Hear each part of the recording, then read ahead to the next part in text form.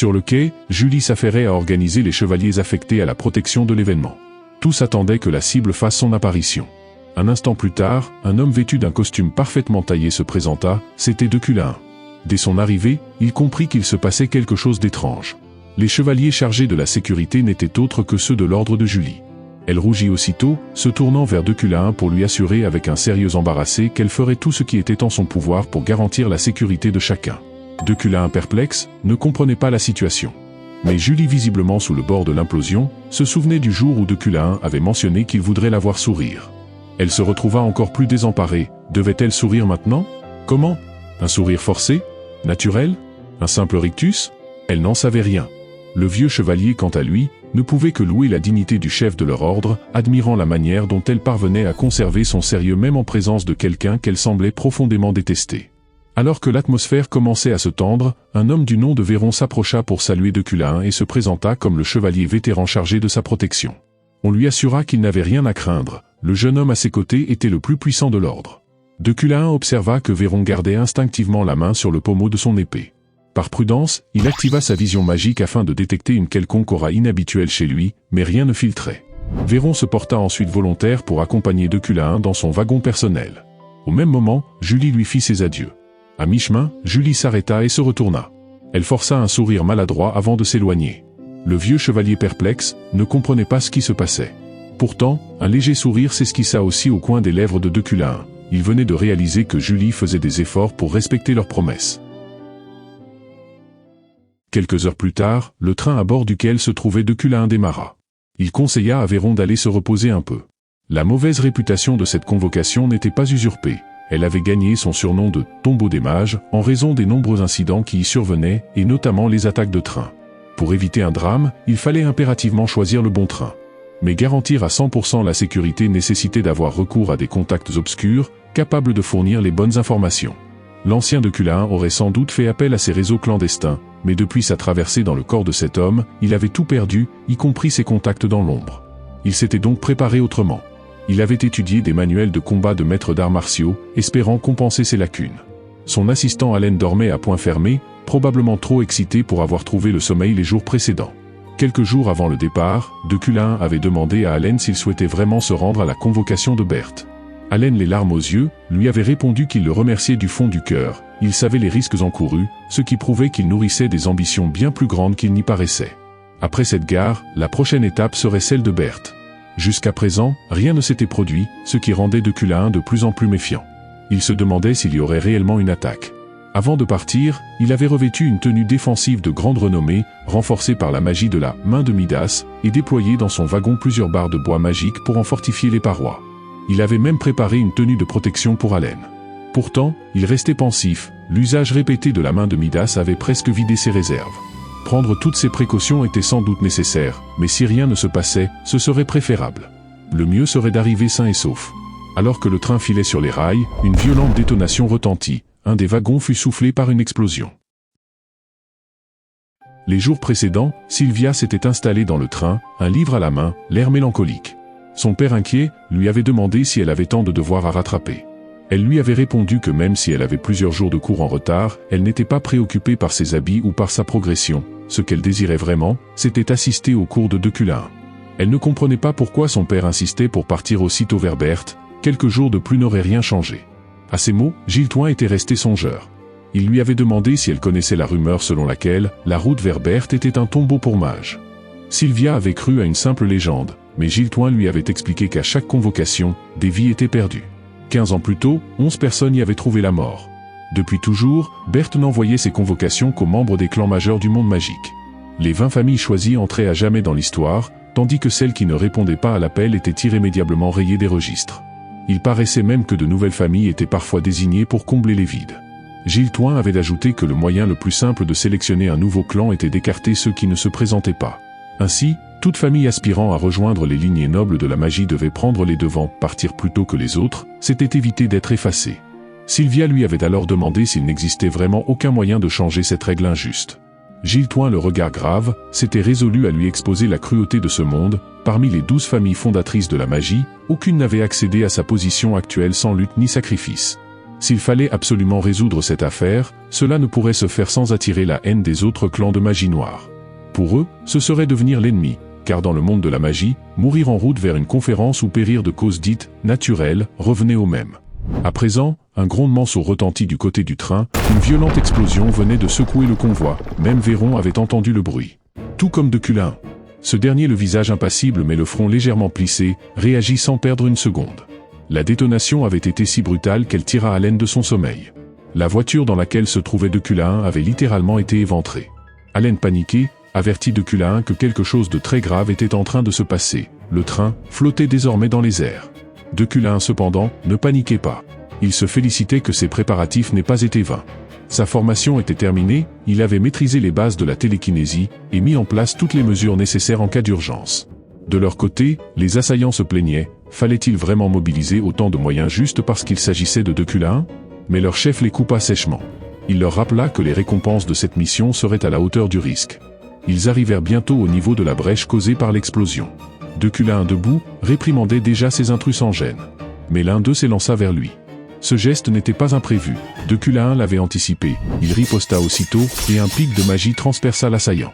Allen, témoin de la scène, ne savait que faire et criait de terreur. Mais de Culin l'assomma d'un simple coup de main. C'est alors que Véron les rejoignit. De Culin lui ordonna de mettre Allen en sécurité et d'évacuer les autres passagers. Véron n'hésita pas, il prit Allen dans ses bras, sauta hors du train, et s'éloigna à toute vitesse. Resté sur place, de Culin jeta un dernier regard vers leur silhouette s'éloignant. Il se rappela curieusement, de la douceur étrange ressentie lorsqu'il avait frappé Allen, une pensée qu'il chassa rapidement pour se reconcentrer sur l'essentiel. Il allait régler leur compte à ses provocateurs, il ne sortirait pas vivant d'ici. De son côté, Véron avait déjà mis Allen à l'abri. Il leva alors les yeux vers le train, son regard chargé de sens. Peu après, tous les assaillants à bord furent neutralisés par de Culin. Mais à peine le dernier corps au sol, il s'effondra, vidé de toute son énergie. Il avait dû maintenir le sort de lévitation malgré les explosions, et sa réserve magique était désormais totalement épuisée. Véron réapparut à ce moment-là. Il annonça que tous les passagers avaient été évacués, et proposa de partir sans tarder. Mais de Culin, affaibli, s'étonna de son comportement. Il y avait quelque chose d'étrange dans son regard, il n'exprimait aucune peur. Pas même un frisson, alors que l'assaut avait été brutal. La scène suivante le confirma dans ses soupçons, un halo rouge émana soudain du corps de Véron. De Culin comprit alors, l'homme cachait quelque chose depuis le début. Une part de lui que personne n'avait perçue. Véron dégaina son épée, il déclara d'un ton glacial qu'il était heureux que de Culin ait survécu, car c'était à lui, et à lui seul, de mettre fin à son existence. De Culin tenta de demander l'identité de cette personne, mais fut interrompu avant d'avoir pu terminer sa phrase. Véron ne voulait pas entendre le nom de leur maître dans sa bouche. Il affirma que le maître n'était pas ce genre d'homme, et que pour lui, il devait mourir. De Culin comprit alors que cela n'avait peut-être rien à voir avec Julie, mais il savait aussi que ses chances étaient minces. L'ancien chevalier l'avait prévenu, Véron était sans doute le plus puissant de toute la garde. Mais à l'instant même où la lame allait frapper, une force mystérieuse liée à l'espace sauva de Culin de justesse. À peine avait-il été écarté que Véron poursuivit sa menace, arme au poing. Il n'avait plus assez de magie pour le vaincre. Alors il prit une décision radicale. Il annula le sort de lévitation qui maintenait le train dans les airs. Le convoi tout entier chuta soudainement vers le sol. Pendant ce temps, ailleurs, un chevalier proposait à Sylvia une glace. Elle en avait assez mangé. Ce qu'elle apprit alors, c'est que les clans Yuklen et Rewan n'étaient pas venus. Cela lui arracha un soupir. Elle pensait encore qu'il attendait quelqu'un. Elle se souvint alors d'un jour particulier. Elle s'était rendue au cimetière pour parler à sa mère défunte. Elle lui confiait que ce fichu professeur de Culin était un tyran, toujours à donner trop de devoirs, intolérant aux absences. Mais ce jour-là, elle entendit un bruit. En se retournant, elle découvrit une scène qu'elle n'aurait jamais imaginée. Là, à genoux devant une tombe, se tenait justement de Culin. Elle n'aurait jamais cru qu'un homme comme lui puisse pleurer un mort. Quand il se releva, Sylvia le regardait encore sans un mot. Elle remarqua également que des larmes brillaient encore sur le visage de Culin. Ce détail bouleversa profondément Sylvia, l'homme d'ordinaire si froid, si dur, presque oppressant, pleurait. Elle qui le tenait pour un professeur exécrable, se revoyait sans cesse cette image de lui en larmes. À ce moment-là, une phrase de son père lui revint en mémoire. Il lui avait dit qu'un groupe prévoyait d'attaquer les trains qui partaient plus tard que prévu. Cette menace l'avait beaucoup marqué. Ayant suivi les cours de Culin, Sylvia s'était mise à expérimenter une forme de magie fondée sur les modèles. Elle tenta alors de canaliser les 3 attributs fondamentaux de la magie à travers cette approche. Chez elle, la magie se manifestait par 3 couleurs, le rouge, le vert et l'azur, reflet de son essence personnelle. Elle modélisa alors une forme magique à partir de cette trichromie. Ce qu'elle venait de créer, elle le baptisa « l'oiseau volant ». Elle insuffla une part de sa magie dans ce familier et l'envoya observer ce qu'elle ne pouvait voir elle-même. Du côté de Deculain, le train était resté suspendu sur la pente abrupte d'une montagne. Il n'avait pas chuté, mais son corps avait encaissé le choc, plusieurs os brisés, même s'il comptait sur ses capacités spéciales pour s'en remettre. Le danger, lui, n'avait pas disparu. Véron était déjà sur lui, indemne. Deculain réagit immédiatement, lançant un sort qui atteignit sa cible, en vain. Véron était protégé par un sort défensif. Il s'élança de nouveau, lame au poing. Deculain, à bout de force, utilisa ses pouvoirs télékinétiques pour manipuler un cristal proche et tenter de s'en défendre. Mais face à Véron, cette pierre n'était qu'un fétu de paille. Même au sommet de sa puissance, Deculain doutait de pouvoir rivaliser. Et pourtant, il n'abandonna pas. Sa capacité particulière, ce refus farouche de plier ou de rompre, le poussait à se battre jusqu'au bout. Les sorts d'interférence n'avaient aucun effet sur lui tant qu'il n'avait pas cédé. Véron, lui, était persuadé que Deculain ne tiendrait pas longtemps. Il brisa le cristal d'un coup d'épée. Dos au mur, Deculain ne voyait plus d'issue. Si la mort survenait ici, tout s'effacerait. Il se réveillerait sûrement dans son bureau, comme si rien de tout cela n'avait existé. C'est alors que l'oiseau de Sylvia arriva. Juste au moment où l'épée de Véron allait le transpercer, un grésillement étrange résonna à ses oreilles. L'espace autour de lui se distordit, et une entaille invisible fendit l'air. Le poignet de Véron qui tenait l'arme fut sectionné net. Ni lui ni Deculain n'eurent le temps de comprendre ce qui se passait. La main de Véron fut projetée dans le vide, la douleur le fit rugir. Profitant de ce miracle, Deculain rassembla ses dernières forces pour lancer une attaque télékinétique. La lame d'énergie toucha Véron, qui perdit l'équilibre et bascula hors du train. Juste avant de tomber dans le vide, Véron parvint à planter une dague dans la paroi du train, se retrouvant suspendu au bord du précipice. Deculain s'approcha lentement et le regarda, accroché à la vie.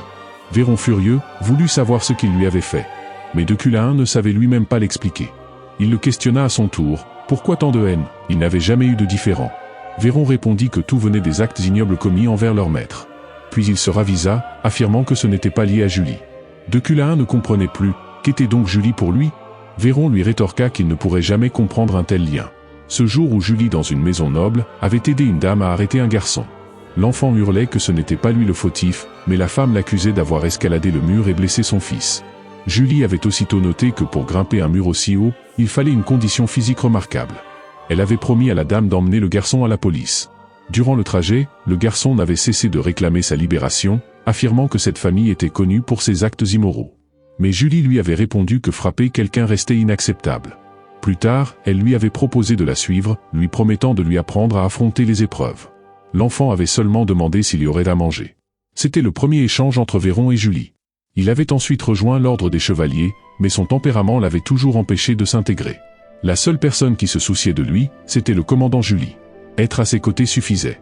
Julie était toujours en première ligne, toujours à défendre les autres, toujours à combattre l'injustice, on le respectait. Et ce respect s'était mué chez Véron, en admiration puis en amour profond. Il savait que ce sentiment n'était qu'un fardeau pour Julie. C'est pour cela qu'il devait tuer Deculain, car il faisait souffrir leur maître.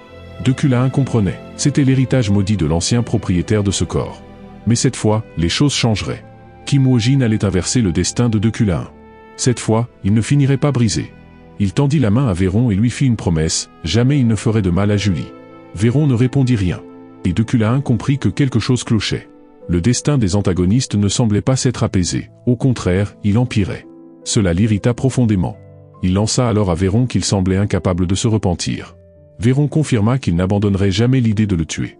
Ramassant un fragment de cristal, Deculain maudit son adversaire, le traitant d'imbécile aveuglé, ajoutant que sa décision égoïste allait hanter Julie pour le reste de sa vie. Deculain saisit un fragment de cristal et le lança de toutes ses forces sur Véron. À cet instant, Julie, située bien plus loin, frissonna sans comprendre pourquoi. Le vieux chevalier, la voyant ainsi, lui demanda si elle s'inquiétait à cause de Véron. Elle répondit simplement qu'il ne fallait pas s'en faire, que cet enfant avait grandi maintenant. Quant à Véron suspendu dans le vide après sa chute, il formula intérieurement un vœu, que son maître connaisse une vie de paix et de bonheur. Au-dessus d'eux, l'oiseau magique que Sylvia avait créé tournoyait au-dessus du train suspendu. À travers ses yeux, elle avait tout observé. Elle comprit ce qu'il s'était réellement passé, ce n'était pas Deculain qui avait attaqué. C'était le chevalier protecteur qui avait tenté de le tuer, et Deculain n'avait fait que se défendre. C'est à ce moment que l'un des chevaliers du clan Ilad vint la chercher.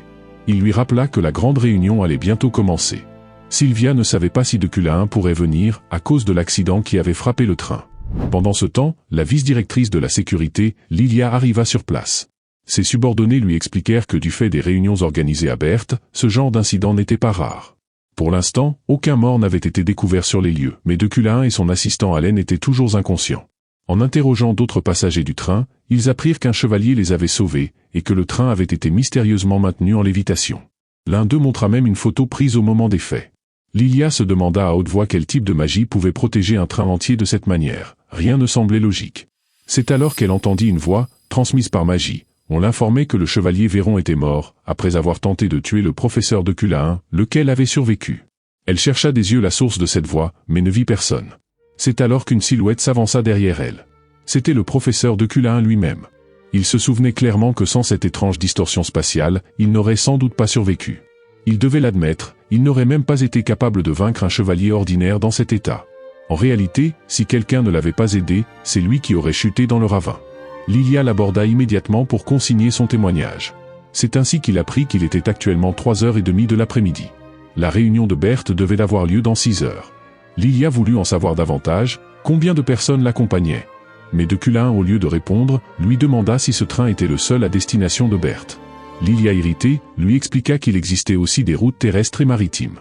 Elle reprit ensuite son interrogation, mais au moment de se retourner, de Culhane avait disparu. Un agent lui rapporta qu'il venait de partir en utilisant un sort d'accélération. Lilia en resta bouche bée. Après avoir tenu tête à des assassins et à Véron, voilà qu'il partait encore en courant? Quelle quantité de magie pouvait-il donc posséder? Était-ce donc ce fameux de Culhane dont parlait sans cesse Lockhart? La réunion de Berthe approchait de 22 heures. Tous étaient réunis, mais de Culhane n'était toujours pas là. Un mage prit alors la parole. Avant l'ouverture de la réunion, il salua solennellement tous les membres présents. Une puissante vague d'énergie magique envahit la salle, forçant même Sylvia à réprimer un frisson. Elle murmura que c'était là l'énergie du grand ancien, celui qu'on appelait Dezergdan, l'homme le plus proche du titre de grand mage. Certains le disaient même déjà légendaire. L'ouverture officielle de la réunion fut déclarée. On passa à l'appel nominal. Gilles Théon de la famille Hilade, Étancile de la famille Bran, ainsi que la branche secondaire des Orlandes et la famille Rewand furent toutes citées. Puis, ce fut au tour du clan Yuclen. De Culhane n'était toujours pas arrivé. Le règlement était formel, après 3 appels sans réponse, l'absent serait considéré comme démissionnaire. Son nom serait rayé des registres des familles magiques. Un murmure d'étonnement parcourut la salle. Effacer le nom d'un membre de la famille Yuclen, c'était un événement d'une gravité inédite en 2 siècles. Certains commentèrent que l'actuel chef du clan, de Culhane, n'était pas à la hauteur, ce que beaucoup savaient déjà. Sylvia, elle s'interrogeait toujours. Comment de Culhane avait-il pu survivre à tout cela? Personne autour d'elle ne semblait se soucier de son sort. Pourtant, elle, oui. Le second appel retentit, de Culhane, du clan Yuclen. Toujours aucune réponse. Le 3e et dernier appel fut lancé, de Culhane, du clan Yuclen. L'on s'apprêtait à effacer son nom des archives, lorsque les portes massives de la salle s'ouvrirent. Sylvia se retourna d'un bond. C'était lui, de Culhane venait d'entrer dans la salle du conseil de Berthe. Il s'avança sans se presser, tapota la poussière sur ses vêtements, réajusta sa chevelure d'un geste élégant. Sylvia en resta muette de stupeur. Ce n'est qu'une fois cette mise en scène terminée qu'il pénétra pleinement dans la salle. Il annonça qu'il était présent en tant que chef du clan Yuclen, prêt à assister à la réunion. Les débats qui suivirent furent particulièrement intenses. Le premier sujet concernait l'apparition de démons dans les montagnes sombres. Étancile, du clan Bran, proposa d'instaurer un système de régulation renforcé, impliquant toutes les écoles de magie et les églises. Elle suggéra que des mages soient envoyés dans les zones suspectes, afin d'y enquêter avec davantage de rigueur. Sa proposition fit l'unanimité, aucun clan ne s'y opposa. La réunion débuta donc dans un climat relativement apaisé. Après l'annonce d'une pause par le président de séance, de Culhane s'effondra presque d'épuisement. Pour parvenir jusqu'ici à temps, il avait utilisé sans relâche la magie d'accélération, courant comme un forcené. Désormais, sa réserve de mana et ses forces physiques étaient au plus bas. Et pourtant malgré cet état, il avait participé à la réunion avec calme et méthode, sans jamais trahir le moindre désordre. Cette ténacité, ce caractère inébranlable faisait partie de ce qui définissait de Culhane. À peine avait-il franchi les portes de la salle, que son assistant Allen accourut vers lui, manifestement inquiet. Il lui présenta des excuses pour être arrivé en retard. Comme il était interdit d'entrer en cours de réunion, il avait été contraint d'attendre la pause. De Culhane lui répondit qu'il n'y avait pas de problème. Lorsque la séance reprit, l'ordre du jour aborda le sujet le plus sensible de la journée. Allen s'assit à côté du professeur. Le thème, la question du traitement réservé au peuple des éveillés écarlates surnommés les Oni rouges. Cette fois, les débats ne furent pas aussi fluides que plus tôt. Bertrand, du clan Orland, déclara d'un ton acerbe que les éveillés écarlates étaient comparables à des cafards. Ils se reproduisaient dans l'ombre et rongeaient la société humaine de l'intérieur.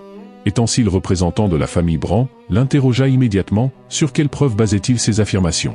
Existait-il seulement un moyen sûr de distinguer un éveillé écarlate d'un humain? Mais Bertrand restait inflexible.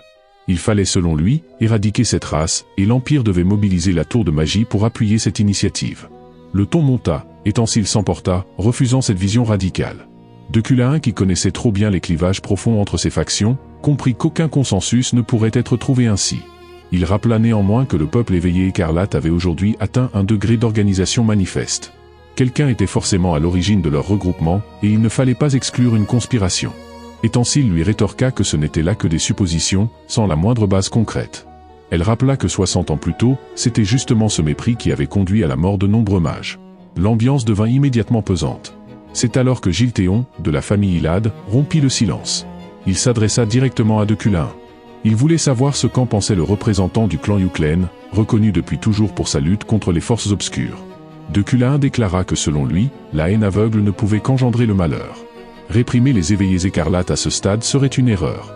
Même si l'on ne pouvait stopper l'hostilité grandissante, il fallait à tout prix repousser toute escalade, du moins jusqu'à ce que la véritable mission prioritaire soit menée à bien, car, insista-t-il, l'ennemi commun de ce monde n'était pas les éveillés écarlates. Il ajouta que jadis, on les avait désignés comme les ennemis des mages. Mais l'étude approfondie des archives révélait une autre vérité, ce n'était qu'un malentendu. Il cita l'exemple de l'affaire de la sorcière de Rodran, survenue 257 ans plus tôt. Accusée à tort, elle avait servi de prétexte à la persécution du peuple éveillé écarlate. Plus il résistait, plus l'oppression s'intensifiait. Le massacre d'il y a 60 ans répondait à cette même logique. Ce conflit avait éclaté parce que les humains avaient découvert un gisement de pierres magiques sur les terres des éveillés écarlates. Bertrand cette fois, contre-attaqua, il rappela que les plus grands tueurs d'éveillés écarlates à cette époque venaient du clan Yuklen. Si quelqu'un devait connaître la nature démoniaque des Oni rouges, c'était bien eux. De Culain tint à clarifier un point. La tradition des Yuklen était de combattre les démons, pas les éveillés écarlates. Il affirma que les confondre était une erreur grossière. Mais Bertrand n'en démordait pas. Pour lui, éveillés écarlates ou démons, c'était du pareil au même. Une nouvelle impasse s'installa. Reine, une voix venue de l'autre côté de la table, interpella alors Bertrand. Était-il prêt à répondre de ses paroles? Pouvait-il seulement assumer la responsabilité d'un tel amalgame? Car accuser sans preuve, disait-elle, c'est peut-être le plus démoniaque des comportements. La réunion se termina sans accord. Le vote sur la question fut reporté au lendemain. Comme la séance allait se poursuivre, chacun devait passer la nuit dans les lieux. Gilles Théon demanda à sa fille Sylvia si elle se sentait d'attaque pour dormir seule. Elle répondit avec ironie qu'elle avait toujours vécu ainsi. Pourtant en tant que père, Gilles Théon ne pouvait s'empêcher de s'inquiéter. Il lui rappela que la concentration magique à Berthe était très élevée, et que des phénomènes étranges pouvaient survenir durant la nuit. Il lui recommanda de respecter à la lettre le règlement de l'auberge. Sylvia jeta un œil aux règles affichées. Il y en avait trop à son goût. Elle murmura qu'il suffisait juste de dormir tôt. Mais au milieu de la nuit, un bruit de grésillement la réveilla. Elle avait soif, se leva pour boire, et sentit immédiatement que quelque chose n'allait pas. Une brume violette s'élevait dans l'air, s'approchant lentement d'elle. Sylvia, désemparée, chercha le règlement pour voir si elle avait enfreint une règle. Son cœur battait la chamade. Elle ne le savait pas encore, mais son comportement imprudent venait d'augmenter sa compatibilité émotionnelle avec De Culain. En relisant les règles de l'auberge, elle remarqua un détail, il était strictement interdit de quitter son lit avant le lever du jour. En cas de manquement, la sanction était une téléportation immédiate dans un autre espace. Et comme elle s'était levée pour boire, elle venait d'être projetée hors de sa chambre, dans un couloir inconnu. Rien de tel ne s'était produit lorsqu'elle avait logé dans le bâtiment numéro 2, quelques jours plus tôt. Elle en conclut que cette aile devait être plus proche des quartiers des anciens. Elle s'était pourtant dit que rester dans la chambre suffirait à éviter les problèmes. Il fallait garder son calme. Mais l'atmosphère lugubre du couloir la glaça. Une sensation oppressante s'installa, comme si quelque chose, ou quelqu'un, s'approchait dans l'ombre. Elle se mit à courir, paniquée. La deuxième règle disait qu'il n'y avait pas d'escalier dans l'auberge. Si l'on en voyait, il ne fallait surtout pas les monter. La troisième stipulait que même si une porte s'ouvrait dans le couloir, il était formellement interdit d'y pénétrer. Sylvia, à bout d'options, tambourina à une porte. Mais la quatrième règle, elle, précisait, si quelqu'un frappe à votre porte, n'ouvrez pas. Ne répondez pas. Ceux qui la poursuivaient étaient déjà là. Elle continuait de frapper, désespérée. Elle priait simplement pour que quelqu'un, n'importe qui, vienne la sauver. Au dernier moment, quelqu'un ouvrit enfin la porte, c'était De Culain. Sylvia, les yeux écarquillés, crut voir un sauveur. Avait-il perdu son chemin? Non, mais peu importait, elle se précipita dans la chambre à son appel. Là, elle lui expliqua qu'elle s'était simplement levée pour boire un peu d'eau, et qu'elle s'était retrouvée hors de sa chambre sans comprendre comment. De Culain, d'un ton égal, lui rappela qu'il fallait respecter les règles à la lettre. À Berthe, d'étranges phénomènes liés à la magie pouvaient se manifester la nuit. Il ajouta qu'on parlait même de fantômes d'une puissance terrifiante. Rien dans son regard ou dans sa voix ne trahissait la moindre peur. Il gardait la même expression calme et inflexible que toujours. Mais Sylvia, prise d'un doute, lui demanda s'il pensait qu'on pouvait simplement ouvrir une porte ici comme si de rien n'était, juste parce qu'on était deux Culin. Elle n'eut pas le temps d'aller plus loin. Un bruit étrange se fit entendre de l'autre côté de la porte. Quelque chose de liquide semblait ramper lentement le long de la base. Un fantôme surgit soudain, forçant la porte dans un souffle glacé. De Culin lui ordonna aussitôt de ne pas bouger. Des projectiles magiques fendirent l'air à une vitesse fulgurante, frôlant Sylvia avant de transpercer le spectre. La créature explosa dans un éclat silencieux, se désagrégeant jusqu'à disparaître totalement. Sylvia, encore tremblante, reconnut là une forme rare de magie, la télékinésie. Elle murmura émerveillée, à quel point le professeur était impressionnant. Il venait d'abattre un esprit avec ce sort. Mais De Culin balaya l'éloge d'un ton sobre, ce n'était pas un exploit. Il ajouta que la magie n'avait jamais été créée pour tuer. Sylvia rougit. Elle tenta alors de lui montrer un sort de feu qu'elle avait appris. De Culin l'encouragea, la félicita même, mais il ne détourna pas les yeux de son livre. Elle essaya alors plusieurs sorts, espérant capter un peu plus d'attention. Mais il répétait la même chose, presque distraitement. « C'est bien, continue. » Agacée, elle décida volontairement de mal exécuter un sort pour voir sa réaction. De Culin s'arrêta, jeta un œil, et souligna que même si le résultat était correct, le cercle magique était instable. Il lui demanda ce qu'elle pensait elle-même de son exécution. Sylvia s'interrogea, était-ce aussi ce qu'il avait dit à Ephérène? Mais De Culin lui répondit qu'il n'avait jamais formé Ephérène, elle avait tout appris seule. Cette réponse la laissa sans voix. Alors il lui dit calmement qu'il ne fallait pas se précipiter, qu'elle avait encore du temps, et qu'avec des efforts constants, elle grandirait sûrement. Il lui assura qu'elle possédait un talent rare, exceptionnel même, une aptitude que peu pouvaient se vanter d'avoir.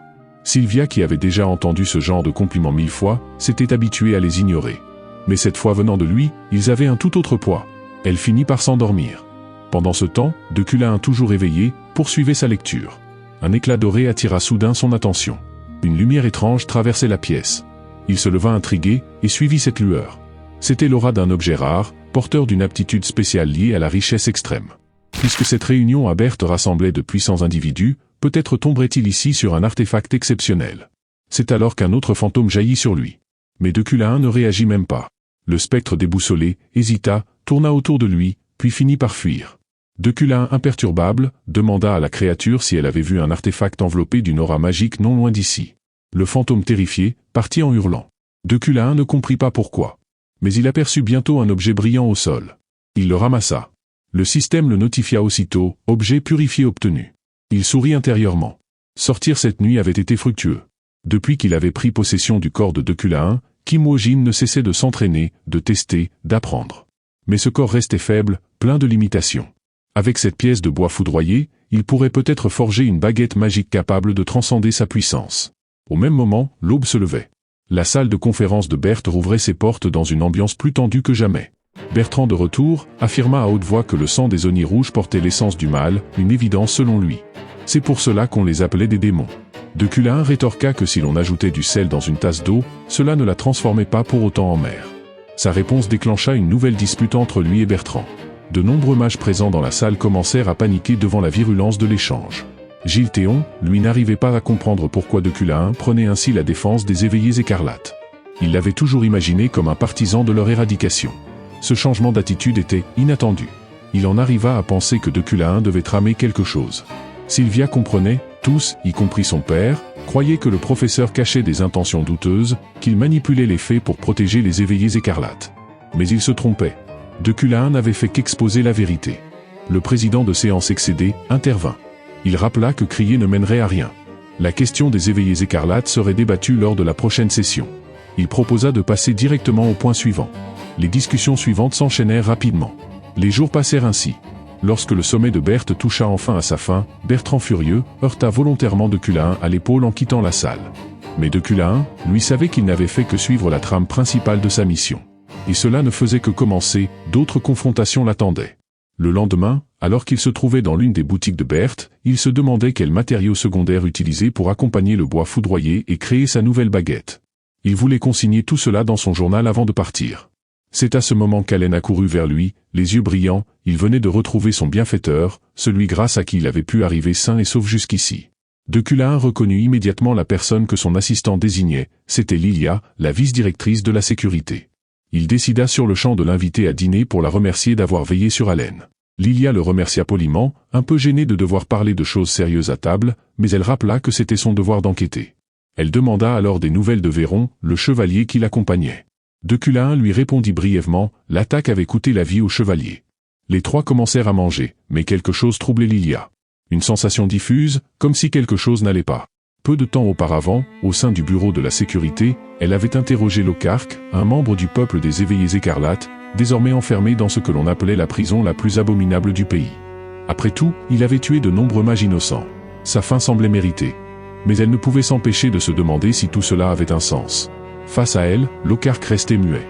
Elle lui demanda d'user directement de ses pouvoirs. Il esquissa un sourire silencieux et s'exécuta, une brume noire se propagea dans la pièce. Un immense œil au-dessus de leur tête, qui servait de caméra de surveillance, se mit à chaise. Lilia frappa la table d'un coup sec, elle s'adressa à lui avec colère, on lui avait expressément interdit toute initiative hasardeuse, alors pourquoi avait-il agi de manière à nuire au peuple des éveillés écarlates? À l'origine, elle avait envisagé de le tuer s'il était révélé qu'il appartenait aux éveillés écarlates, car cela aurait permis d'imposer une opinion publique favorable à la répression.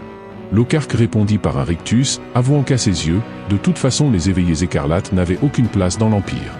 Lilia répliqua qu'il suffisait de ne pas se faire démasquer. Après tout, les éveillés écarlates ne différaient des humains ordinaires que par un détail infime au moment de leur naissance. Mais Locharque insistait, les éveillés écarlates possédaient des talents démoniaques qui effrayaient les humains. Lilia lui demanda alors pourquoi ils s'en prenaient à Yuclène. Ils avaient déjà placé des espions autour de la famille Yuclène. Locharque s'interrogea, cherchait-il à éliminer Deculain? Lilia rectifia, pour l'instant, il n'en était qu'à l'observation, mais si ce dernier continuait ses actions illégales, elle n'excluait pas de l'éliminer. Locharque lui ordonna d'arrêter ses agissements, affirmant que Deculain était un véritable noble, inutile de le tuer. Lilia trouvait Locharque stupide de croire encore à l'idée d'un noble véritable, elle savait pertinemment qu'il existait une montagne de preuves accablantes contre Deculain. Mais Locharque évoqua les paroles de Deculain, prononcées bien plus tôt, les éveillés écarlates ne sont pas des démons, ce sont des humains. Une telle grandeur d'âme, disait-il, ne pouvait venir que d'un regard capable de discerner le juste. Si le monde comptait davantage de nobles comme lui, alors peut-être que les éveillés écarlates pourraient eux aussi vivre une vie ordinaire. Il savait que Deculain connaissait sa nature, et pourtant il ne l'avait pas tué. Alors, Lilia lui rappela que les ancêtres des Yuclènes avaient été les principaux instigateurs du massacre et de la répression des éveillés écarlates. Mais Locharque rétorqua que si l'on considérait un homme comme coupable simplement à cause du sang de ses aïeux, cela revenait à admettre que les éveillés écarlates étaient effectivement les démons que l'on prétendait. Il lui demanda combien de temps encore elle comptait rester en poste sans se faire démasquer. Elle répondit que cela pourrait durer toute une vie, puisqu'il était encore impossible de distinguer un éveillé écarlate d'un humain à partir du seul sang ou de l'apparence. Locharque lui rappela que certains aliments restaient interdits aux éveillés écarlates. Lilia répondit que cela n'avait aucune importance, il suffisait de ne pas en manger. Aussi, l'état de l'empereur de l'Empire s'aggravait, une nouvelle succession approchait, et il fallait attendre de voir quelle serait la position du futur monarque. D'ici là, le peuple des éveillés écarlates ne ferait plus aucun mouvement. Locharque, quant à lui, n'avait qu'à rester bien sagement enfermé. Lilia, tout en partageant le repas avec Deculain, ne le considérait pas comme un noble au sens noble du terme. À ses yeux, ce n'était rien d'autre qu'un homme d'une impolitesse extrême. C'est alors qu'une silhouette s'approcha. Lilia perçut l'odeur de l'alcool. Deculain se tourna vers l'inconnu, lui demandant s'il lui voulait quelque chose. L'homme répondit que non, il n'avait rien de particulier à lui dire. Elle n'arrivait pas à comprendre ce que cet homme venait faire ici. Ivrogne et mal rasé, Yel me parlait d'une voix pâteuse. Il jugeait les prises de position de Deculain pendant la réunion totalement incompréhensibles. Il voulait savoir pourquoi il fallait tenir compte du regard des autres familles de la magie noire, et pourquoi surtout, Deculain avait cherché à protéger les éveillés écarlates. Il le fixa avec insistance en demandant s'il était l'un d'eux, un Oni rouge. À ces mots, Lilia elle-même sembla frappée de stupeur. Yelm se souvenait que Deculain avait autrefois parlé de vouloir exterminer les éveillés écarlates, les qualifiant de race inférieure indigne de vivre à la surface du monde. Il avait même rédigé une thèse condamnant leur existence. Il s'interrogea, vivait-il encore à l'université, ou cherchait-il désormais à utiliser les éveillés écarlates pour compenser son impuissance à poursuivre ses recherches autrement? Allen, témoin de la scène, ne put s'empêcher de répliquer avec indignation que ses propos allaient trop loin. Mais Deculain, impassible, s'essuya calmement les lèvres et déclara que cela ne le dérangeait pas, qu'un cerveau en décomposition ne puisse pas comprendre, c'était bien normal. Yelm, rouge de colère, se crispa, mais se retint de répliquer davantage. Il fit simplement savoir que la publication des recherches de Deculain était prévue dans 3 ou 6 mois, et qu'il attendait avec impatience de voir combien de temps encore ces manigances pourraient rester dissimulées. Puis il tourna les talons et quitta les lieux. Lilia, de son côté, était troublée. Elle ne comprenait pas pourquoi Deculain était prêt à s'opposer frontalement aux familles nobles pour défendre les éveillés écarlates. Était-il vraiment encore le même homme? Elle avait du mal à croire que ce que racontait Locharque sur lui soit véridique. Avant de quitter Berthe, Deculain se rendit chez l'un des artisans les plus réputés de l'Empire. Il voulait lui confier la fabrication de sa baguette magique. C'était une quête secondaire, la baguette de Roqueroute. Le premier critère pour déclencher cette mission était d'avoir acquis une certaine réputation, bonne ou mauvaise. Le deuxième, être une personne de cœur ou en voie de rédemption. Le troisième, posséder un matériau d'exception capable de susciter l'intérêt de Roqueroute. Le dernier, avoir déjà visité sa boutique au moins 2 fois. Grâce aux visites précédentes de l'ancien Deculain, toutes les conditions étaient réunies. Il compléta la quête sans même s'en rendre compte. Lors du trajet de retour vers l'Empire, il eut la malchance de se retrouver dans le même wagon que Bertrand. Ce dernier ne prit même pas la peine de masquer son hostilité. Fort heureusement, aucun incident grave ne survint. Le voyage long et pesant touchait enfin à sa fin, encore une correspondance, et il serait de retour. Allen, quant à lui, soupira d'aise. Il confia qu'il avait hâte de revoir autre chose que de la neige. À peine descendu du train, ils croisèrent Julie. Deculain ne sut comment lui faire face. Julie, qui avait entendu parler de l'attaque, exprima son soulagement. Elle lui dit qu'elle avait eu peur, mais que tout allait bien, grâce à lui. Deculain comprit que Julie avait certainement eu vent de la mort de Véron, bien qu'il ignore sous quelle forme l'information avait circulé. À côté, plusieurs membres de l'ordre de chevaliers de Julie murmuraient entre eux, comment se faisait-il que seul ce type-là ait survécu? L'animosité dans leur regard était à peine voilée. Julie, elle évoqua les nouvelles diffusées dans les médias. Elle avait lu que Deculain s'était battu pour sauver un maximum de survivants. L'émotion dans sa voix trahissait son trouble. Elle demanda doucement ce qu'il était advenu de Véron. Mais Deculain n'eut pas le courage de répondre. Il avait d'abord songé à tout lui révéler. À lui dire que Véron avait tenté de l'assassiner, qu'il n'avait eu d'autre choix que de se défendre. Mais face à la détresse sincère de Julie, aucun mot ne sortit. Il savait que la vérité serait trop violente pour elle. Car si Julie avait une volonté de faire, son cœur lui restait encore trop tendre. Kim Wojin connaissait bien ce genre de personne. Si Julie apprenait la vérité, elle se blâmerait inévitablement, comme si tout était de sa faute, et cette culpabilité pourrait la briser. Non, pour le bien de sa croissance, il valait mieux lui cacher la vérité, même si cela signifiait passer pour un salaud. Un appel du personnel ferroviaire retentit. Les passagers du train numéro 4 étaient priés de monter immédiatement à bord. Alors Deculain prononça simplement ces quelques mots. Véron était quelqu'un de trop émotif. Julie resta silencieuse un instant, puis elle prit congé. Elle déclara qu'elle allait rendre visite à Véron. Deculain la regarda s'éloigner. Et dans un murmure, il répéta ce mot, émotif, avant d'ajouter que lui-même n'était pas très différent. Il n'arrivait même pas à apaiser les sentiments résiduels légués par l'ancien Deculain. Allen, revenu à ses côtés, pesta contre ceux qui les avaient regardés de travers. Il trouvait leurs regards injustes, eux aussi avaient été victimes d'un attentat. Pourquoi les traitait-on ainsi? Mais Deculain l'invita à ne pas y prêter attention. Après tout, ces gens-là n'étaient qu'un ramassis d'abrutis. C'est Sylvia qui lui posa la question. Pourquoi se forçait-il à tout contenir ainsi, à se brider? Deculain, pris de court, ne comprit pas le sens de ces mots. Elle fouillait dans son sac, puis en sortit un livre qu'elle lui tendit. Elle dit simplement que c'était un remerciement, avant de s'enfuir au pas de course sans lui laisser le temps de répondre. Allen, curieux, lui demanda ce que c'était. Deculain l'ignorait lui-même. Une fois cette étrange scène derrière lui, tout ce qu'il souhaitait, c'était rentrer se reposer. Ce bel homme à l'allure noble, capable d'engendrer des fortunes d'un simple geste de la main, n'était autre que le fier héritier de la maison Youclen. Peu de temps auparavant, Julie s'était rendue sur les lieux de l'accident de train. Lors de la première attaque, le professeur Deculain et le chevalier Véron avaient sauvé plusieurs survivants, mais lors de la seconde attaque, la rame entière était tombée dans le ravin et Véron avait été emporté. Quant à Deculain, sa voiture VIP était miraculeusement restée suspendue au bord du précipice. Tous s'accordaient à dire que les deux hommes s'étaient battus pour sauver des civils, et que Véron n'avait perdu la vie que durant la deuxième attaque. À cette évocation, Julie et le vieux chevalier affichèrent un visage endeuillé. D'autres posèrent des questions. N'avait-on rien retrouvé? Aucun objet personnel? Rien, pas même un morceau de tissu. Julie seule s'avança jusqu'au bord du ravin. Elle murmura la gorge serrée, que c'était donc aussi simple, perdre ainsi un bras droit si précieux. Elle accusa Véron à voix basse. Comment avait-il pu mourir aussi bêtement? Ses yeux se remplirent de larmes. Pendant ce temps, dans le domaine des Youclen, Yuliel, la cadette, fulminait encore. Elle accusait Deculain d'avoir utilisé une nouvelle fois un chèque du clan. Avait-il donc déjà oublié? La famille faisait face à une crise financière sérieuse, et il ne tiendrait pas 2 mois à ce rythme. Il fallait freiner les dépenses. Elle lui rappela qu'il avait déjà utilisé un chèque pour couvrir les dépassements liés à la fabrication de son bâton magique à Berthe. Deculin lui demanda de se calmer, il avait une solution. Il l'emmena alors dans la salle des trésors.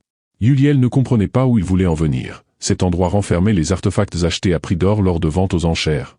Elle attendait qu'il explique. Il lui demanda d'attendre un peu, et lui rappela au passage qu'en tant que futur chef de clan, elle devrait apprendre à s'exprimer avec plus de courtoisie. Yuliel outré, ne revenait pas que ce même homme, celui qui dilapidait sans remords les biens du clan, osait lui faire la leçon. Elle ne comprenait pas pourquoi tous ces objets émettaient une lumière dorée aussi vive. Au début, elle avait cru qu'il s'agissait simplement d'une stratégie d'investissement, comme dans le monde des finances, acheter des œuvres d'art, spéculer, les revendre. Mais elle apprit bientôt ce que signifiait vraiment cette lumière. Deculin savait comment transformer ces objets en véritable fortune. Devant elle, il posa la main sur un vase, et déclencha un sort, la main de Midas. Yuliel le regardait incrédule. Elle ne comprenait rien à ce qu'il faisait. Il lui expliqua que tous ces objets devaient être renvoyés à l'évaluation avant d'être remis aux enchères. Yuliel objecta qu'il venait à peine de les acheter. Comment pouvait-il songer à vendre des antiquités aussi rapidement? En les revendant aussitôt, la moitié de leur valeur partirait en fumée. Deculin, exaspéré, trouva qu'elle devenait agaçante. Il n'écouta pas davantage et ordonna à ses serviteurs d'emporter le vase. Il s'attarda un instant sur l'objet. Ce vase fabriqué par un artisan oriental, portait en lui le génie magique de son créateur. Grâce à la main de Midas, il libéra son effet caché, les fleurs qu'on y plaçait ne fanaient jamais. Et même après leur flétrissement, d'autres repoussaient lentement à leur place. Chaque pétale possédait des propriétés médicinales de haut niveau, capables de restaurer la vigueur et de chasser la fatigue. Deculin lui-même hésitait à s'en séparer. Il rappela aux domestiques de faire très attention en le transportant. Yuliel n'en revenait pas, allait-il vraiment vendre ça? Il la rassura, il était sûr de lui, au prix actuel, il ne perdrait rien. Au contraire, il gagnerait gros. Peu après, l'heure de travail avait sonné. Dans une salle quelconque de l'université magique, des étudiants sans nom, tous roturiers, jouaient tranquillement aux cartes. Parmi eux, Éphérène. Elle venait de poser 3 rois, alignant ainsi sa 3e victoire consécutive. Personne ne s'y attendait. Grâce à ce succès, elle était dispensée de corvées de nettoyage pendant une semaine. Elle se disait heureuse. En tant que noble de second rang, elle n'avait jamais vraiment pu goûter aux joies de la vie étudiante. Depuis son arrivée à l'université sans tour, elle avait toujours été rejetée. Les autres élèves la prenaient de haut, et les professeurs eux-mêmes ne l'épargnaient pas. Mais malgré les humiliations, elle avait trouvé un havre de paix, ce petit club qu'elle avait monté avec des amis, une façade de club de recherche magique, mais en réalité un cercle de solidarité entre marginaux. Alors qu'il riait encore, un groupe entra sans prévenir. Une voix méprisante s'éleva. Comment des roturiers pouvaient-ils oser occuper une salle de la tour Rota, pour y mener leur petite magouille? C'était le professeur Lérine et Beck. Éphérène savait très bien qui ils étaient. Ces personnes passaient leur temps à chercher querelle aux élèves de basse naissance. Le professeur Lérine les apostropha immédiatement. Quel genre de club était-ce censé être? Que faisaient ces individus-là ici? Éphérène savait d'avance que ce professeur viendrait leur chercher des noises. Lorsqu'elle avait fondé ce club, elle s'était préparée à ce genre de confrontation. Elle expliqua calmement qu'ils avaient soumis une demande officielle de création de club, laquelle avait été validée, le club était tout à fait en règle. Mais le professeur Lérine insista, il demanda qui avait bien pu autoriser une chose pareille. Il la reconnut alors, cette fille, celle qui autrefois, avait été sanctionnée. Il l'accusa de fixer les professeurs avec arrogance et lui ordonna de baisser les yeux. Il affirma que jamais un tel club n'aurait pu être approuvé par un professeur digne de ce nom. Éphérène hors d'elle, voulut répliquer, peut-être même en venir aux mains, mais ses camarades la retinrent. À côté, Beck se moquait bruyamment. C'est alors qu'une silhouette s'approcha lentement. Éphérène la vit la première. Quelqu'un venait d'entrer. Mais Lérine continuait de s'indigner à haute voix, il répétait que ce club n'aurait jamais pu être autorisé. C'est alors qu'une voix familière résonna dans son dos, c'était Deculin. Il déclara que l'autorisation émanait de lui, et demanda à Lérine s'il avait quelque chose à redire. Ce dernier stupéfait, se retourna. Il venait de reconnaître le célèbre professeur, cet homme qui à lui seul, pouvait affronter 150 mages sans sourciller. Deculin ajouta qu'il l'avait entendu hurler dans le couloir, était-ce ainsi qu'il manifestait son mécontentement? Et depuis quand devait-il consulter Lérine pour prendre ses décisions? Les étudiants n'en revenaient pas, ils ne s'attendaient pas à une telle tournure. Deculin, dès le matin, avait déjà dû affronter les cris de sa sœur Uriel. À peine arrivé à l'université, il était déjà sollicité. Il avait même transpiré sur tout le trajet. Il était évident qu'il n'était pas d'humeur à plaisanter. Lérine tenta de se rattraper, il n'avait pas voulu dire ça. Il trouvait simplement que les installations du club étaient indignes d'une université royale de l'Empire. Il affirma qu'il s'en voulait sincèrement, et promit devant le professeur en chef, de tout faire pour équiper ce club de meilleurs artefacts et équipements. Deculin répondit sur un ton mordant mais poli, il déclara que c'était bien digne de Lérine, si attentionné, si généreux. Effectivement, ces objets semblaient un peu dépassés. Puis au moment de partir, il jeta un regard appuyé à l'autre élève. Celui-ci, pris de panique, sursauta. Deculain lança alors moqueur qu'un cafard finissait toujours par se comporter comme un cafard, et tourna les talons. Bec furieux, serra les dents en le regardant s'éloigner. Plus tard dans la journée, Deculain reprit les cours. Les élèves n'avaient pas vu le professeur depuis longtemps. Certains murmuraient qu'il revenait tout juste de Berthe, et que là-bas quelque chose s'était passé. Deculain demanda le silence. Il annonça que le cours du jour porterait sur les éléments purs et l'interférence magique. Il expliqua que l'interférence magique désignait le fait qu'un sort, une fois construit par un mage, puisse être perturbé ou entravé par un autre. Mais avant de commencer la théorie, il proposa un petit échauffement. Il claqua des doigts. Devant lui, plusieurs pierres magiques flottèrent dans les airs. Puis soudain, une pluie de pierres apparut devant les élèves, les laissant bouche bée. Sylvia resta impassible, tandis qu'Éphérène, elle ne put cacher sa surprise. Deculain leur expliqua que chaque pierre exposée devant eux valait au minimum 3000 crédits. Il affirma qu'il les maintiendrait en l'air, et que ceux qui parviendraient à les prendre à l'aide de télékinésie pourraient les garder. À ces mots, Éphérène poussa un cri strident, frappa sa table avec excitation, avant que Julia ne lui couvre précipitamment la bouche. Deculain, les sourcils froncés, les rappela à l'ordre. Il insista sur l'importance pour un mage, de savoir aussi bien se défendre que d'interférer. Même si celui qui défendait avait un avantage, ils devaient tenter leur chance. Chacun utilisa sa magie de télékinésie pour tenter de s'emparer des pierres. Il leur expliqua qu'il avait conçu cet exercice pour une bonne raison. Lors de sa visite à Berthe, il avait dû faire léviter un train entier, un exploit qui reposait sur un usage basique de la télékinésie. Mais pour maîtriser vraiment cette magie, il fallait de l'entraînement, de la répétition. Il avoua aussi qu'il était curieux, combien de temps pourrait-il résister à l'assaut de 150 mages, même s'ils étaient encore étudiants? Et parmi eux, il y avait 2 élèves particulièrement talentueuses. Éphérène à court de fonds, pensait déjà à ses prochaines dépenses. Si le professeur offrait des pierres magiques, elle n'allait pas faire la fine bouche. Sylvia, elle se remémorait les paroles de Deculain, Éphérène était une autodidacte. Elle s'était alors jurée de ne pas perdre contre elle. La salle vibrait d'efforts intenses. Certains élèves saignaient du nez, d'autres tremblaient des mains mais refusaient d'abandonner. Allen en retrait, observait, impressionné. Il chuchota que le professeur était vraiment incroyable, il résistait sans faillir à tous ses assauts magiques. Mais même Deculain, en son fort intérieur, fut surpris. Il ne s'attendait pas à ce que l'effort collectif pousse les étudiants à l'épuisement, sans qu'aucun ne parvienne à lui arracher la moindre pierre. Puis soudain, une étincelle attira son attention. Quelqu'un avait réussi à faire tomber la première pierre magique. Son regard se tourna vers elle. C'était Sylvia. À cet instant, Éphérène était visiblement en panique. De son côté, Sylvia, qui figurait désormais officiellement à la première place, poussa un discret soupir de soulagement. Deculain se tourna vers elle pour la féliciter, mais Sylvia ne répondit pas. Elle se contenta de hocher légèrement la tête. Le professeur s'y attendait. Il avait deviné, dès le départ, que Sylvia réussirait. Mais alors qu'il s'apprêtait à annoncer la fin de l'exercice, une surprise l'arrêta net, une deuxième personne venait de réussir à s'emparer d'une pierre magique. C'était Éphérène. À la vue de cette scène, une lueur étrange traversa les yeux de Sylvia. Elle ne l'avait pas vu venir. Plusieurs élèves s'étaient évanouis, certains avaient vomi sur place, et la scène avait laissé Deculain songeur. Il se contenta de soupirer, concluant que c'était vraiment un groupe décevant. Il leur annonça une pause. Ceux qui avaient sali leur espace devaient nettoyer, les autres pouvaient circuler librement. Julia en profita pour se pencher vers Éphérène et lui demander comment elle avait fait. Mais Éphérène, encore à bout de souffle, répondit qu'elle se sentait littéralement mourir, au point d'avoir la langue engourdie. Pourtant, elle ressentait qu'elle avait frôlé quelque chose d'important. Elle n'y comprenait pas grand-chose à la télékinésie, mais en tentant de briser le sort du professeur, elle avait eu comme une intuition, comme si un voile s'était soulevé. À quelques pas, Sylvia les observait en silence, elle ne comprenait pas. Lors du dernier examen, Éphérène était arrivée bonne dernière. Et maintenant, elle lui volait presque la vedette? Elle se rappelait pourtant que Deculain lui avait affirmé n'accorder aucun traitement de faveur à Éphérène. Mais des rumeurs disaient qu'il avait retardé ses cours uniquement pour mieux l'encadrer. Se pouvait-il que ce soit vrai? Sylvia en venait à douter. Elle se demandait ce que ce professeur pouvait bien trouver à cette amatrice. Après cette parenthèse, Deculain reprit son cours. Il leur expliqua que durant l'échauffement, ils avaient déployé énormément d'énergie pour interférer avec sa magie, mais qu'il existait une autre manière, plus subtile, de bloquer une incantation. Cette méthode, déclara-t-il, s'appelait l'interférence de mana, différente de l'interférence magique traditionnelle. Il précisa que cette technique consistait à perturber directement la structure d'un sort au moment même où celui-ci était en cours d'exécution, provoquant ainsi une instabilité dans le processus d'incantation. Mais ajouta-t-il, peu de mages utilisaient cette méthode, car elle impliquait de grandes limitations.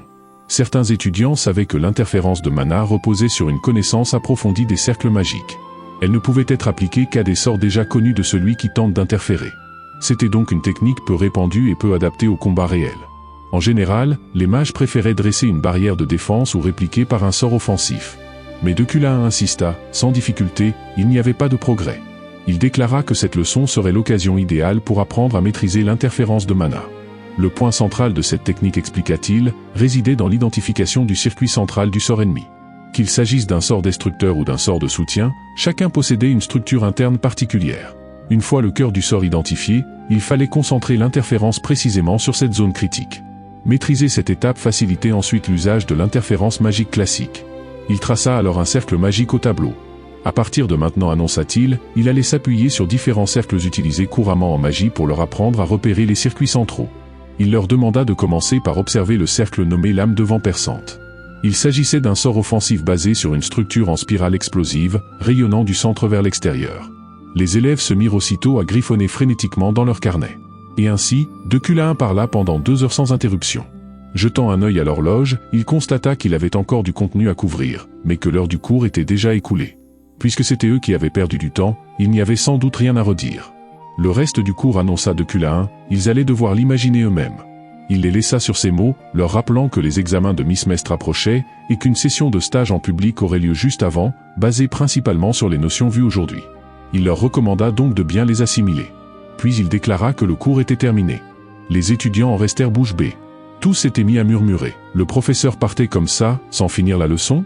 Julia laissa même échapper une remarque un peu crue, disant que ça lui faisait le même effet que faire la grosse commission et s'arrêter à mi-chemin. Comment était-il censé imaginer la suite maintenant? Éphérène, elle avoua que ce cours avait été intense. Elle sentait pourtant qu'elle avait appris quelque chose, même si c'était difficile à exprimer. Quelqu'un l'appela soudain. Elle se retourna, c'était Beck, ce grand échalas à la coupe gominée. Julia, sur ses gardes, lui demanda s'il comptait encore faire des histoires. Après tout, c'était lui qui avait appelé le professeur Lérine l'autre jour. Pourquoi s'en prenait-il sans cesse à eux? Beck répondit que c'était parce qu'il faisait trop de bruit pour de simples roturiers. Il s'adressa directement à Éphérène. Qu'avait-elle bien pu faire pour passer du bas du classement à la 2e place? Il l'accusa d'avoir soudoyé quelqu'un. Éphérène répliqua par la moquerie. À quoi bon lui dire, de toute façon? Un type aussi borné que lui ne comprendrait rien.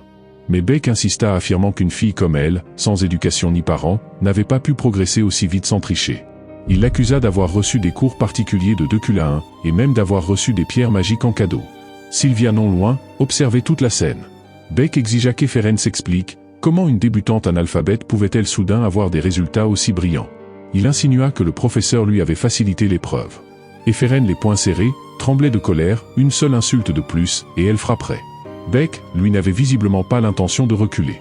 Sylvia, qui sentait que la situation allait déraper, commençait à s'inquiéter. Julia intervint à temps, retenant Éphérène en l'implorant de se calmer, il risquait des sanctions. Éphérène se souvint alors des paroles de Deculain, un mage devait toujours garder le contrôle de lui-même. Elle reprit son souffle, remercia Julia, et admit qu'elle s'était emportée pour rien. Parler à un abruti, dit-elle, c'était déjà une perte de temps. Julia lui répondit que l'essentiel, c'était de revenir à la raison. Éphérène proposa alors qu'elles aillent manger quelque chose de bon sur le chemin du retour, et toutes deux s'éloignèrent en riant. Sylvia avait tout vu. Mais Éphérène, bien qu'elle ait retenu sa colère cette fois, n'en restait pas moins frustrée. Elle se promit intérieurement qu'elle ferait payer Beck pour son arrogance, tôt ou tard. Ce genre de nobles dégénérés, il fallait leur faire ravaler leur suffisance. Quelqu'un l'attendait sur le chemin. C'était Sylvia. Elle l'appela pour discuter. Éphérène, surprise, fronça les sourcils. Si c'était encore pour la provoquer, ce n'était vraiment pas le moment. Mais Sylvia lui demanda sans détour si elle avait bel et bien reçu des cours particuliers de Deculain. Éphérène, furieuse, lui rétorqua qu'elle le savait, elle venait pour l'accuser. Elle protesta que jamais elle n'avait été formée en privé par ce professeur, il n'y avait rien entre eux. Si Sylvia était venue simplement pour débiter ce genre de sottise, elle pouvait repartir. Face à la réaction d'Éphérène, Sylvia sembla convaincue de sa sincérité. Elle demanda alors à Éphérène si elle savait que cela faisait 3 ans que Deculain n'était plus entré dans le laboratoire. Depuis la mort de son père, il n'y avait plus jamais mis les pieds. Éphérène s'interrogea, sans l'aide de son père, un véritable génie, que pouvait faire ce professeur? Mais Sylvia lui expliqua que depuis 3 mois, Deculain avait repris ses activités. Il nettoyait le laboratoire, avait recruté un nouvel assistant, et s'était procuré du matériel neuf. Cela, dit-elle, signifiait quelque chose. Éphérène en resta figée. Elle comprit que Deculain pourrait bien être en train de s'approprier les recherches de son père. Il n'en avait pas les compétences, évidemment. Elle était en colère, mais resta sur ses positions. Peut-être voulait-il faire quelque chose par lui-même, après tout, il restait un professeur. Et cela ne la concernait pas. Sylvia sourit, elle déclara qu'elle voulait simplement la prévenir, au cas où elle l'ignorerait. Et sur ces mots, elle s'en alla. Quelques jours plus tard, un nouveau cours débuta. Julia, perplexe, ne comprenait pas pourquoi le stage devait se dérouler dans un endroit pareil. Eferen supposa que Deculain avait ses raisons. C'est alors que Beck heurta l'épaule de Julia. Elle se retint. Deculain fit régner le silence. Comme il l'avait annoncé, il s'agissait du dernier entraînement avant les examens. D'un claquement de doigts, il fit apparaître des dizaines de fiches de statistiques en lévitation. Il expliqua que cette session était une démonstration publique. Eferen, surprise par l'ampleur de la mise en scène, murmura que c'était impressionnant. Deculain précisa que les élèves allaient devoir s'affronter en duel magique, avec obligation d'utiliser au moins 3 types de magie élémentaire. Le résultat de l'affrontement n'était pas noté, seul le processus comptait. Il les observerait pour noter leurs points forts et leurs faiblesses, afin de les aider à progresser. Le professeur Lérine était chargé de la sécurité, pour éviter tout incident grave. Les élèves n'avaient donc pas besoin de se retenir. Il annonça alors le début du stage. Le premier duel allait commencer.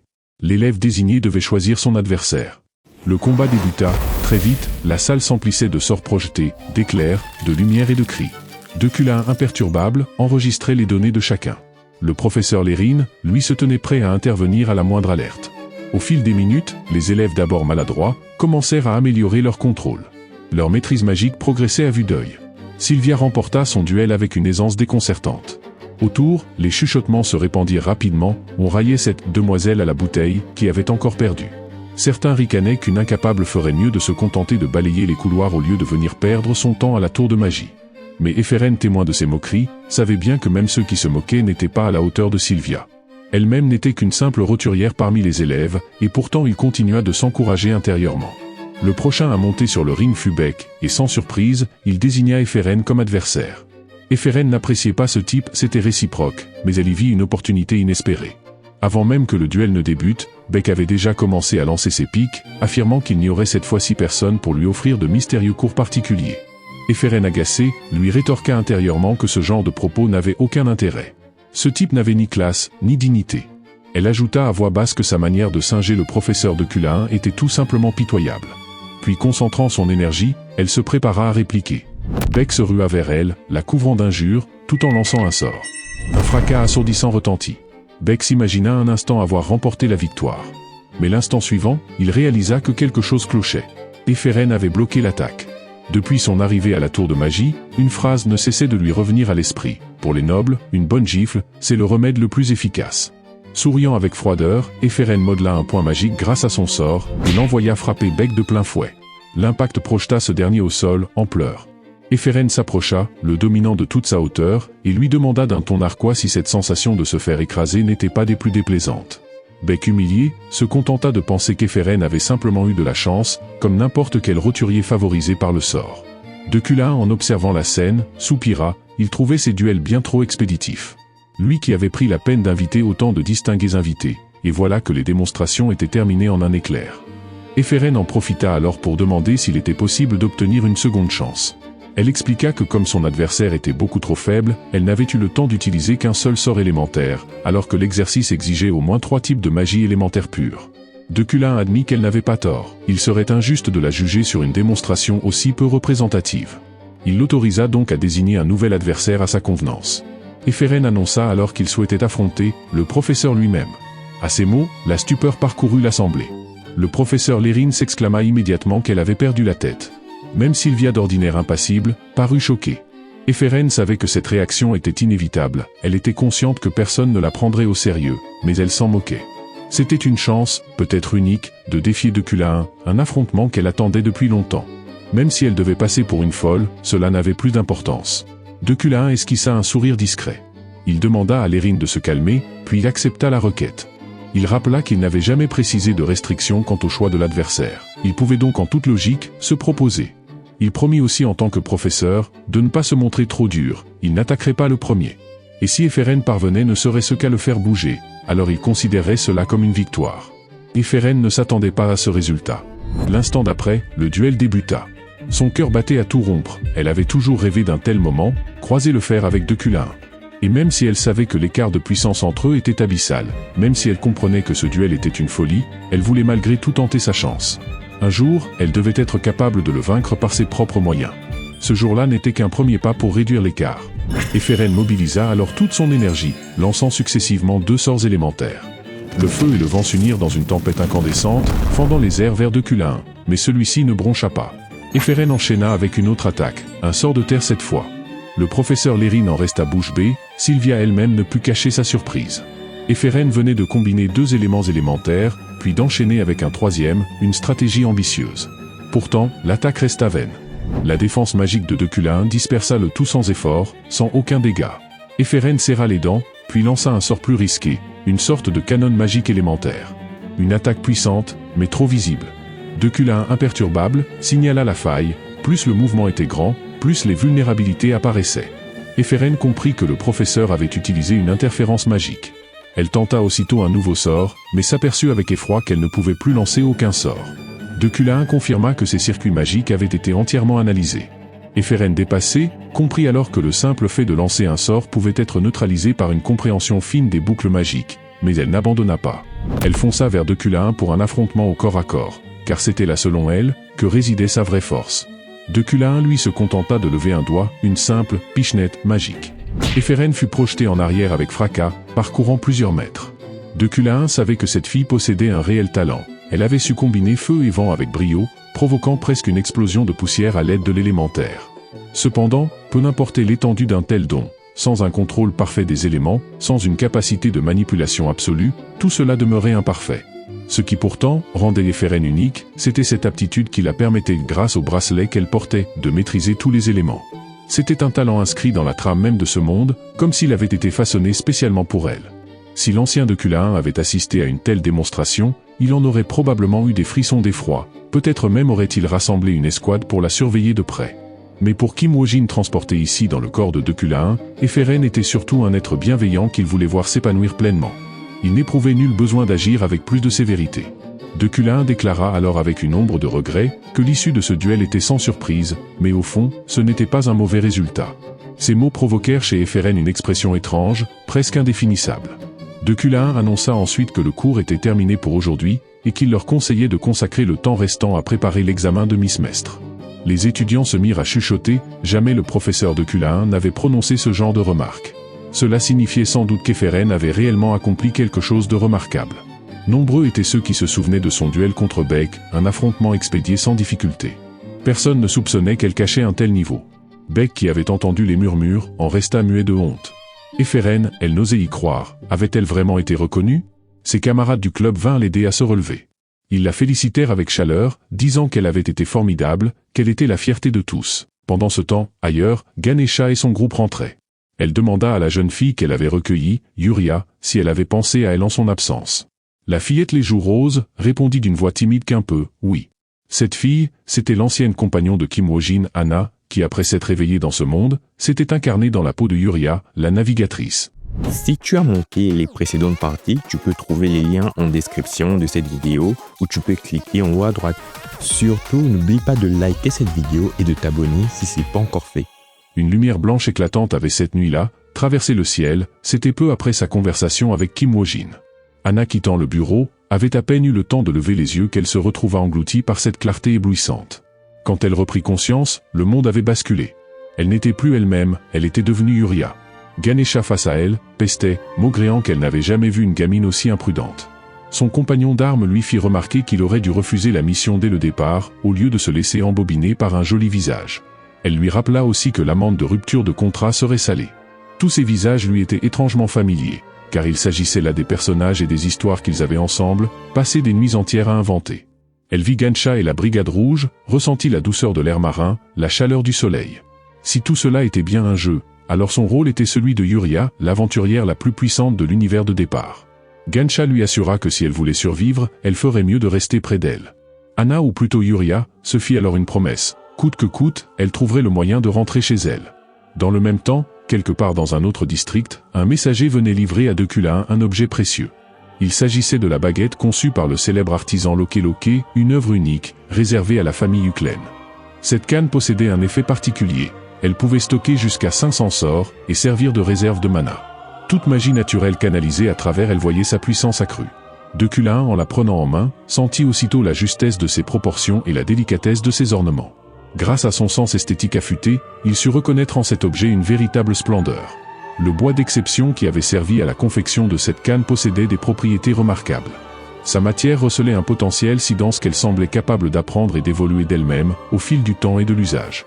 Elle pouvait s'adapter intuitivement au style de son propriétaire et augmenter l'efficacité de la magie qu'il y insufflait.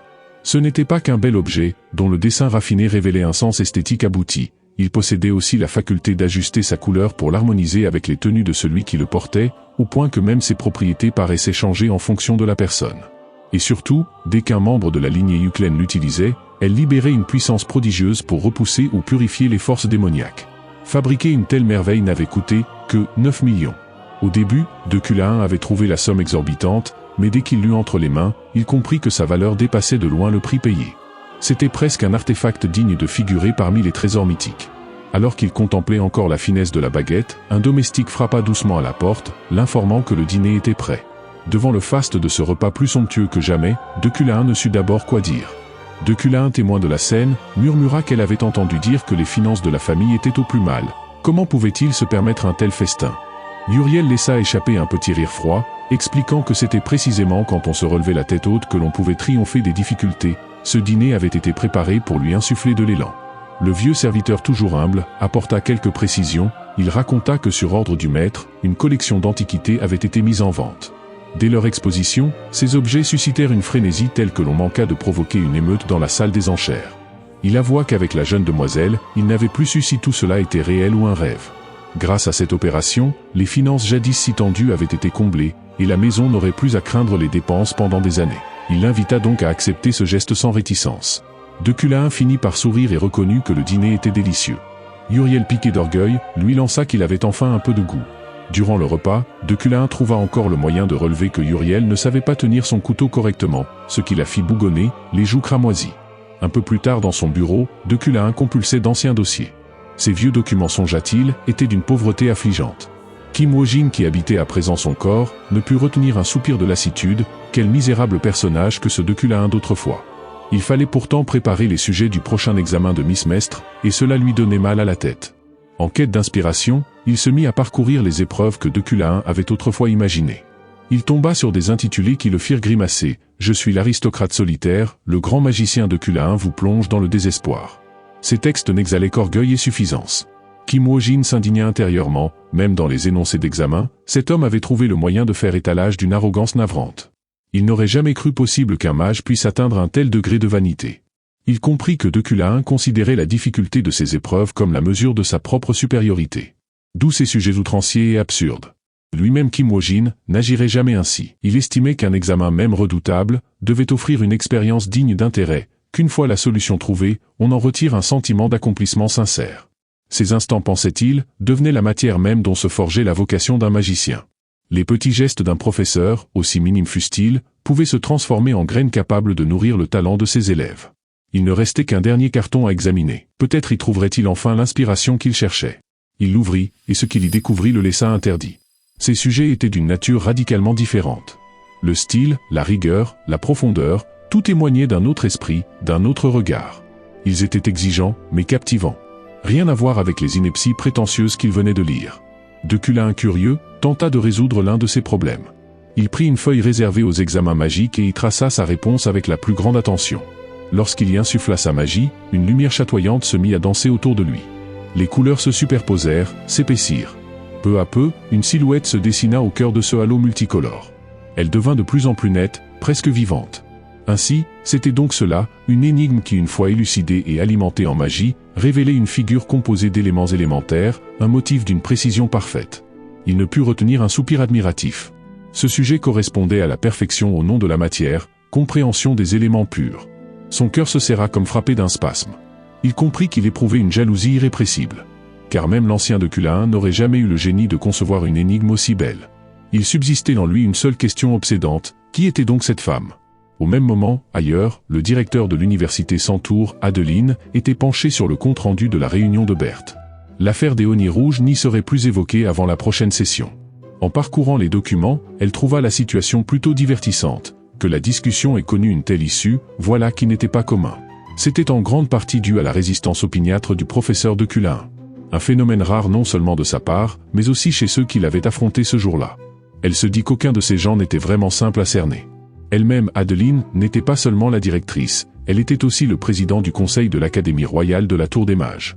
Dotée d'une réserve de magie colossale, elle figurait parmi les candidats les plus sérieux au titre de grand mage. Son sourire restait placide, mais son caractère, lui, était d'une humeur toujours changeante, imprévisible et un peu narquois. Malgré le prestige de sa fonction, Adeline se tenait accroupie dans un coin, en train d'écouter en douce. Certains professeurs bavardaient, ils s'interrogeaient sur l'affaire impliquant Deculain et Julie, se demandant s'il avait encore provoqué un scandale. D'autres se moquaient du professeur Lérine, qui une fois de plus, avait échoué à son régime. La curiosité d'Adeline était inépuisable. Elle adorait ses potins, peut-être à cause de ses origines mystérieuses, elle était un sang mêlé, né de l'union d'un humain et d'une elfe. Ce métissage expliquait son tempérament fantasque autant que sa puissance hors norme. Elle se sentait partagée, la perspective de ses journées protocolaires l'ennuyait, mais elle attendait néanmoins la suite avec un certain plaisir. Il trouvait vraiment cocasse que Deculain ait été accusé d'avoir protégé les Oni rouges. Quelle ironie! Chaque mois, l'université Centaure rassemblait ainsi ses professeurs, un prétexte pour que chacun vienne se montrer. Si quelqu'un devait se dispenser d'y paraître, c'était toujours Deculain. Il clamait haut et fort qu'un noble Yuclène n'avait pas besoin de flatter qui que ce soit. Pourtant, cette fois-ci, il semblait que les choses avaient pris une tournure différente. Un professeur profitant de l'absence de Deculain osa dire tout haut ce que tous pensaient tout bas. Rhéna participait également à cette assemblée. Autrefois, elle avait été la rivale de Deculain dans la course au poste de premier professeur. Mais sous l'effet de ses manigances, elle avait préféré démissionner et partir au palais royal. Adeline, qui écoutait attentivement, se dit que si Rhéna revenait à l'université, ce serait un événement considérable. Un autre professeur souligna que si un siège se libérait, elle rentrerait sans doute, car Rhéna avait su au palais développer des théories d'une grande portée. Cela profiterait énormément à l'université.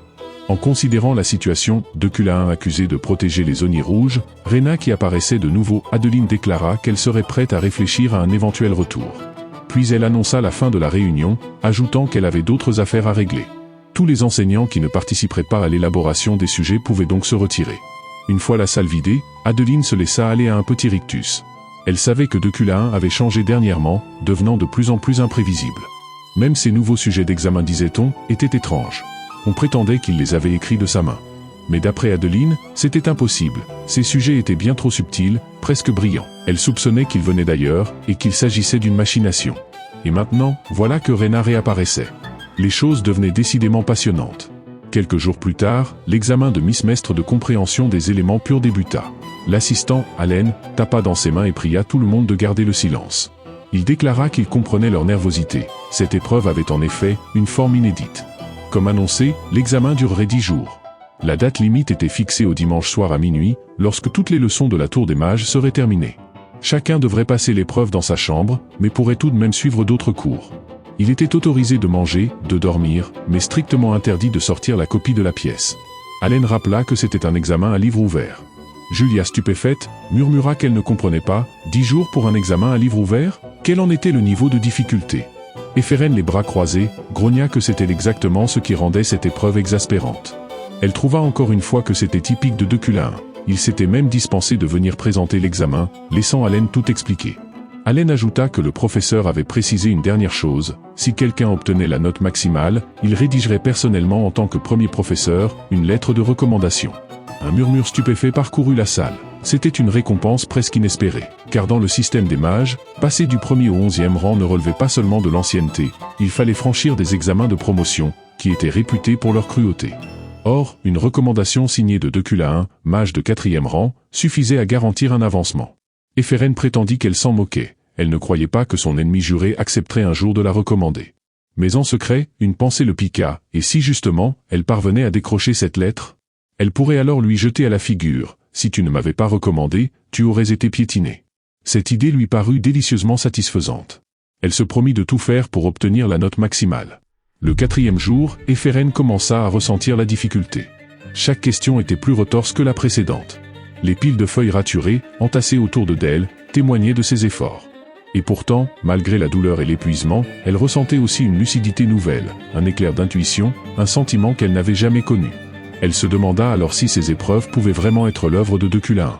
Elle se disait que même si ces questions la plongeaient dans une souffrance inouïe, il lui était impossible de les abandonner. La joie pure de la compréhension était plus forte que l'épuisement. Elle avait cru un instant tenir sa recommandation. Pourtant en vérité, ces énigmes étaient si obscures qu'elle ne comprenait presque rien. Elle songea qu'elle avait besoin d'air et se dirigea vers la porte. C'est alors qu'elle aperçut Sylvia dehors. Elle se tenait là, le souffle court. Éphérène se prit à murmurer qu'elle avait enfin réussi à résoudre l'une des questions. Elle n'aurait jamais cru qu'il lui faudrait 30 heures entières pour y parvenir. Elle devait vraiment faire une pause.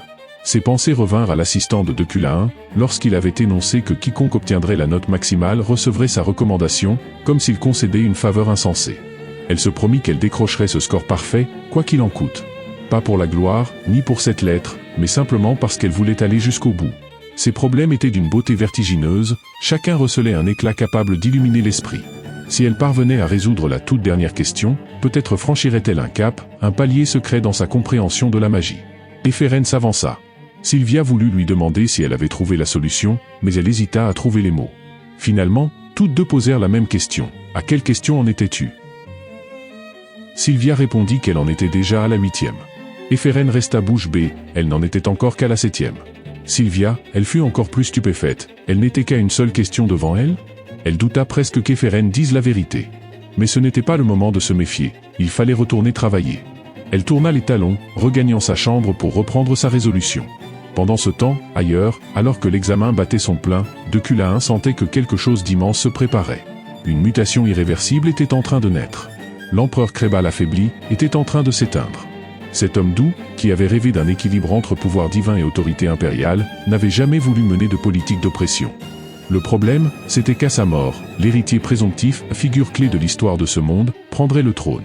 Un être dont la venue signifiait qu'un cataclysme approchait.